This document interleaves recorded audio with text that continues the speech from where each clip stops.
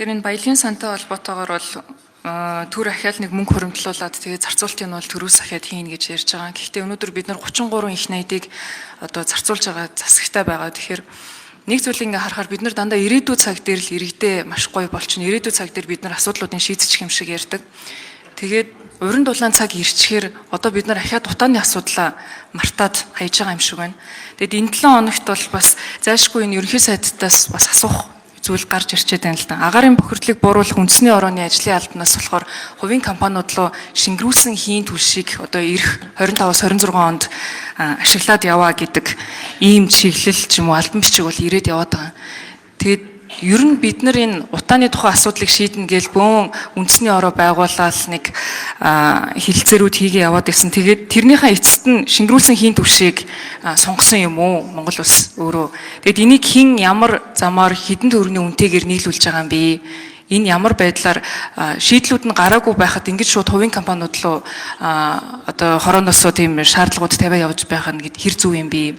Иргэдийн хувьд болохоор ер нь саяхан л хэдэн хүн амь насаараа охирлоо, хордлогонд орж угаартсан хэдэн мянган хүн байгаа.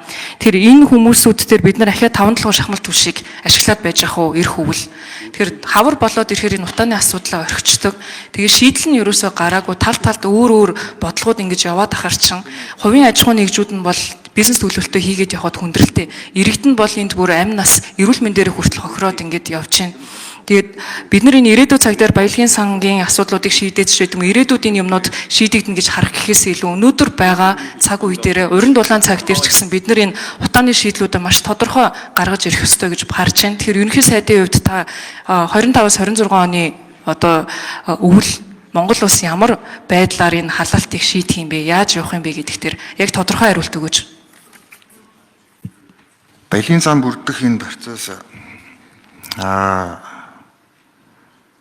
одоо оюутлогоо Эрдэнэт гээл бас нэлээдгүй юм болсон бид нар бүгдээ мэдж байгаа. Оюутлогын 2.3 тэрбум доллар тэглэгдэхгүй болохоор 34% холбоотой асуудлыг одоо баялагын сангийн нэг бүрэлдэхүүн хэсэг гэж хуульчлах боломжгүй болчиход. За ингээд энэ бас нэлээдгүй асуудал болсон. Эрдэнэттэй холбоотой асуудал нэлээдгүй асуудал бас болсон. 49-тэй холбоотой асуудал маргаантай байхаар Эрдэнэтийн 34% бас одоо хоригдлын санд орох юм боломжгүй болчихсон. За дээрэс нь хөтөл гэдэргээд юм олон асуудлууд гарсан. Тэгээ энэ бүх асуудлуудыг шийдэж ижил одоо түрүү жилийн хууль батлагдсан. За энийг бол одоо жаргасайхан гүшүүн сайн мэдж байгаа. За үүнтэй холбоотой ийм олон асуудал дээр нэлээдгүй юм олон одоо төвөгтэй зүйл дундуур энэ баялагын сан яваад за өнөөдөр бас бид нар яригадаад за одоо яг уу гэхээр стратегийн орд эзэмшиж байгаа компаниудтай хилцэл хийх зайлшгүй шаардлага үүсэж байгаа. За өнөөдрийн энэ ярьж байгаа олон энэ ордууд за өнөөдрийн байж байгаа энэ уур амьсгалч гэсэн яг үүний цаана байгаа наан цаана олон одоо ил тоглолтуудаас болж байгаа юм байгаа. Энийг бид нар бүгдээрээ мэдж байгаа. Үүний ард бид нар гарах учиртай.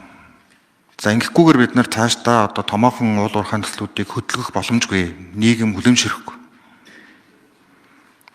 Тийм учраас өнөөдөр бид нар одоо үннээ яриад ил тод ярилцаад парламентаар оруулж ирж асуудлуудаа яриад тэгээ шинэ ийм төслүүдийг өмнөх алдаагаа давтахгүйгээр гаргах ийм л зүйл рүү явах нь бол зүйтэй.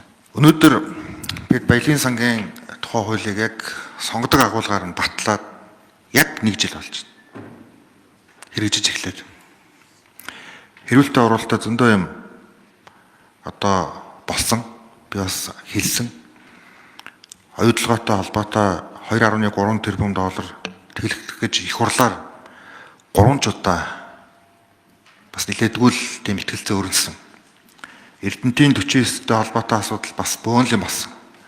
За наа дархан төмөрлөг хөтөлгээд.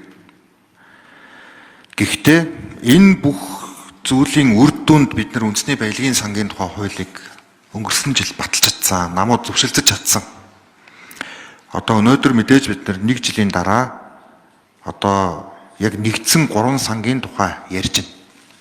Тэгээд дэлгэрэнгүй тайлбарлах гэсэн учраас би одоо маш товч байдлаар стратегийн ордын 34% болон түүнтэй одоо тэнцүүлж зөвшөлдсөх борлуулалтын орлого эсвэл одоо амнат за үүнийг бид нар одоо хэрхэн томьёолох вэ гэдгийг өнөөдөр бас бид нар ярьж байна. Үндэсний баялагын сангийн төлбөр гэхүү оройролтой гэдэг ойлголтыг хэрхэн тодорхойлох вэ? Энэ бол иргэдийн хуримтлалын нэгдсэн сан. Гэхдээ энэ бол банк шиг одоо боловсрал, эрүүл мэнд, орон сууцнд зарцуулагдана. За мэдээж жишээлбэл орон нутг руу одоо иргэд шилжиж байгаа бол давуу байдлаар тэр сангаас төрүүлж одоо зээл авах ч юм уу ийм боломжийг бол одоо энэ менежментийн банк бүрдүүлнэ. За энэ бол хуримтлалын сан. Тийм учраас өнөөдөр маргаан болоод байгаа стратегийн ордуудын 34%-тай холбоотой асуудлыг яаж бид нар амнаатаар юм уу эсвэл борлуулалтын орлогоор эсвэл 34%-аар нь байлгах вэ гэдэг хуримтлалын нэгдсэн сан хэрэгжих одоо хамгийн том юм сорилт өнөөдрийн одоо мэтгэлцээний гол асуудал болчиход байна. За энэ ингээд үе шаттай их хурлаар орж ирнэ. Тус бүрдээ бас нэлээдгүй мэтгэлцээнтэй.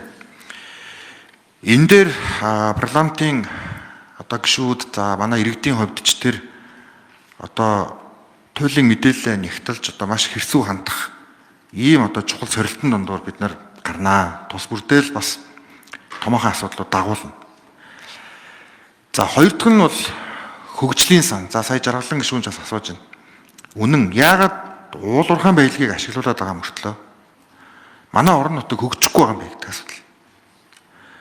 За энэ бол аргагүй бас амнаад 65% нь одоо шууд ирээдүйд гэж хуваарлагдаж байгаа учраас зөвхөн улсын төсөв бүртгэхээр л уул уурхайн одоо энэ томоохон төслүүд нэмэр болж байгаа. За гэтэл бид нар төсвөө уул уурхайн төслүүдийг яваад болохоор дагаж тэлээд байна гэж. За цаашлаад бид нар төсвийг бол уул уурхайн бус орлогоор за уул уурхайн орлогын зохих хуваар одоо бүрдүүлдэг байх ийм эрх зүйн орчин руу бол үндэсний баялагын сангаар дамжиж шилжих учиртай. За ингээд зарим жил одоо мэдээж нүүрсний ч юм уу за зэсийн үн өсвөл тэрнгүүрээ дамжаад бид нар шууд дэд бүтцийн төслийг хийдэг байх хэрэгтэй. Багасчвал хийхгүй байх хэрэгтэй. Тийм учраас энэ асуудлууд дээрээ бид нар одоо ингээд нэг жилийн дараа өнөөдөр бол ингээд дүгнэж ярилцж байна. За цаашлаад засгийн газар дээр дүгнэж яриад бас бүлгүүд дээр танилцуулаад ингээд одоо тодорхой бас хэд хэдэн юм эрх зүйн орчныг өөрчлөх нь бол зүйтэй юм а гэж үзэж байгаа. За энэ бол ингээд хөгжлийн сан. Зарчим нь бол иргэд орон нутаг уул уурхайн төслийг дэмжиж байгаа бол төрүүлж хөгжих зарчим. За энэ бол одоо бас одоо олон нийтийн дэмжлэгтэй байх тал дээр бол туйлын чухал юм аа. За мэдээж ирээдүйд хадгалагдах ирээдүйн өв сан. Ирээдүйн өв сангийн арвижуулах менежментийг илүү боловсронгуй болох асуудал. Энэ гурвын нэгдсэн менежментийг үндэсний баялагын сан гэж нэрлэж байгаа. Тийм учраас бид нар үндэсний баялагын сангаа хамгаалах учиртай хуулиар хэрэгжүүлэх ёстой. Хилцлүүдээ хийх ёстой. Тэгээд баялаг үндсэн хуулийн дагуу өнөөдөр ба ирээдүйн иргэдэд иргэдийн сайн сайхан амьдрахад асуудлаа шийддэг байх хэрэгтэй. Ягагтгүй л экспорт 90% учраас. За тэгээд бол үндэсний баялагын сантай холбоотой асуудал дээр л асуулт хариулт яг энэ цаг дээр яригдах нь зүйтэй байх л та. Шаардлагатай тохиолдолд илүү одоо дэлгэрэнгүй мэдээллийг одоо хотын удирдлагууд болон мэргэжлийн хүмүүсийн байлгаж байгаа бэлтэж гад ярих нь бол илүү зохистой баг. Зүгээр баялагын сантай уялдуулаад ярихад яг л наад асуудлыг л одоо үндэсний баялагын сан дээр бид нэр шийдлээ гаргамаар байгаа юм. За нэг ийм 2-3 асуудлууд байна. За нэгдүгээрт за Монгол улсын экспортын 90% уул уурхай гэдэг. За тийм үнэн. За тэгэнгүүт уул уурхайн төслүүдийг өнөөдрийн байгаа асуудлуудаа шийдэж зарцуулмаар байна гэдэг. За энийг одоо ингээд шийдэх нь зүйтэй. За гэтэл юу вэ гэхээр төсвөөр дамжуулж ийм асуудлыг шийдэх ёсгүй гэдэг. За ингээд төсөв алдагдaltaгүй батлах нь зүйтэйгээ ингээд баталсан.